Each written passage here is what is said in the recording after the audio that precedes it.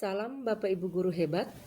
Perkenalkan, saya Lihilde Nonalis SPD, calon guru penggerak Angkatan 9, SMA Negeri 1 Kevamananu, Kabupaten Timor Tengah Utara, Provinsi Nusa Tenggara Timur, akan memaparkan tugas di modul 1.1 tentang demonstrasi kontekstual pemikiran filosofi Ki Hajar Dewantara.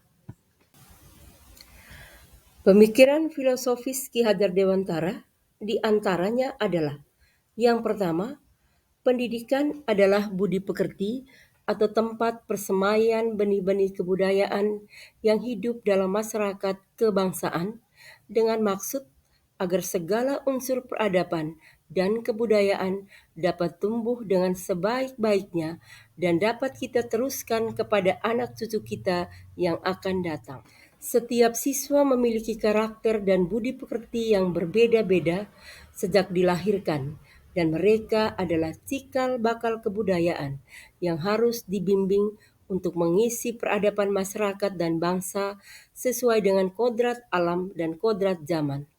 Contoh nyatanya adalah membekali siswa sesuai dengan kebutuhan masing-masing dan sesuai dengan perkembangan teknologi pada zamannya. Pemikiran filosofis Ki Hajar Dewantara yang kedua adalah: pendidikan mengibaratkan guru sebagai seorang petani.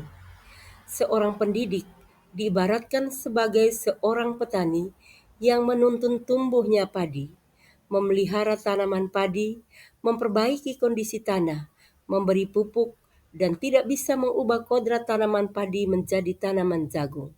Begitu pula dengan seorang pendidik dalam menuntun siswa. Guru dapat menggunakan berbagai metode, media, dan sumber belajar, serta melakukan berbagai inovasi-inovasi dalam proses pembelajarannya demi tercapainya tujuan belajar yang maksimal. Guru harus percaya diri dan berani dengan mencurahkan segala kreativitas dan inovasi sebagai individu maupun bagian dari kelompok, karena sejatinya pendidikan bukan sebagai ajang untuk berkompetisi, tetapi sebagai wadah berkolaborasi untuk kemajuan atas kualitas pendidikan bangsa dan negara Indonesia. Pemikiran filosofi Ki Hajar Dewantara yang ketiga, yakni pendidikan menyesuaikan kodrat alam dan kodrat zaman siswa. Pendidikan menuntut kodrat alam artinya guru sebagai penuntun bagi kodrat alam yang sudah dimiliki siswa sejak lahir, berupa bakat dan kondisi di mana ia dilahirkan. Seorang anak harus diajarkan sesuai dengan kodrat alam di mana ia tinggal dan dibesarkan. Pendidikan menuntut kodrat zaman siswa artinya guru sebagai penuntut agar siswa bisa menyesuaikan diri dengan kodrat zaman, yang hal ini merupakan aspek penting dalam keberhasilan pendidikan. Guru dituntut untuk ikut mempelajari dan mengetahui yang diketahui oleh generasi yang dihadapinya. Pemikiran filosofis Ki Hajar Dewantara yang keempat, yakni pendidikan berpusat pada siswa. Guru harus mampu menciptakan pembelajaran yang berpusat kepada siswa, menyenangkan untuk membentuk pribadi yang cerdas dan berakhlak mulia. Tujuan dari kegiatan ini diantaranya adalah peningkatan peran serta siswa dalam pembelajaran, meningkatkan semangat dan antusias siswa saat mengikuti pembelajaran, meningkatkan kerjasama dalam pembelajaran dan menanamkan pendidikan karakter disiplin kepada siswa. Dalam proses pembelajaran, guru harus bisa menciptakan suasana yang menyenangkan untuk meningkatkan konsentrasi siswa, menumbuhkan potensi anak dengan cara memberi kesempatan kepada peserta didik untuk melakukan tugas sesuai kemampuan mereka. Kita memberi kesempatan untuk berkreasi dan berkolaborasi sehingga mereka dapat menghasilkan sesuatu yang lebih dari yang kita harapkan. Agar dapat menciptakan suasana lingkungan pembelajaran yang berpihak pada murid, di sekolah saya telah menerapkan kegiatan-kegiatan yang mewujudkan pemikiran Ki Hajar Dewantara. Di antaranya adalah Melakukan berbagai kegiatan ekstrakurikuler tujuannya untuk dapat mengembangkan bakat dan minat siswa.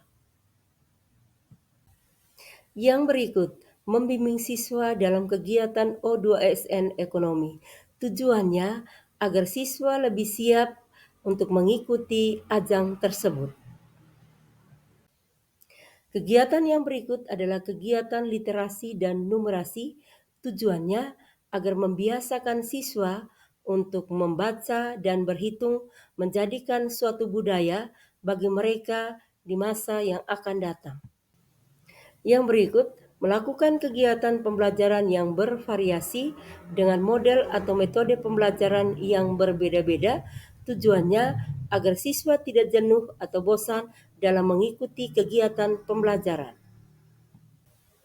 Kegiatan yang berikut adalah membudayakan kebiasaan baik, yaitu dengan membiasakan siswa dengan budaya 5S, yaitu salam, sapa, senyum, sopan, dan santun. Untuk dapat mewujudkan pendidikan yang berpihak pada murid, tidaklah mudah. Terdapat banyak sekali tantangan yang harus dihadapi, di antaranya adalah: yang pertama, masih rendahnya minat dan motivasi murid dalam mengikuti program-program yang telah disediakan oleh sekolah. Yang kedua, kemampuan guru yang masih belum menyeluruh dalam memahami pemikiran Ki Hajar Dewantara, yaitu pendidikan yang berpihak pada murid. Tantangan tersebut harus dicari solusi yang tepat agar terciptanya pendidikan yang berpihak pada murid. Solusinya antara lain, yang pertama, menggunakan model atau metode pembelajaran yang bervariatif agar murid lebih nyaman saat belajar di kelas. Yang kedua, guru mengikuti berbagai pelatihan atau workshop secara mandiri untuk dapat mengembangkan keterampilan dan menguatkan pemahaman tentang pendidikan yang berhamba pada murid. Yang ketiga, guru tidak boleh bosan dalam memberikan contoh teladan yang baik kepada murid. Akhirnya, pesan saya kepada Bapak Ibu guru hebat, jadilah guru yang selalu menuntun, memberikan teladan, dan memberikan pembelajaran yang berpihak pada murid. Terima kasih banyak Bapak Ibu guru hebat. Salam guru penggerak.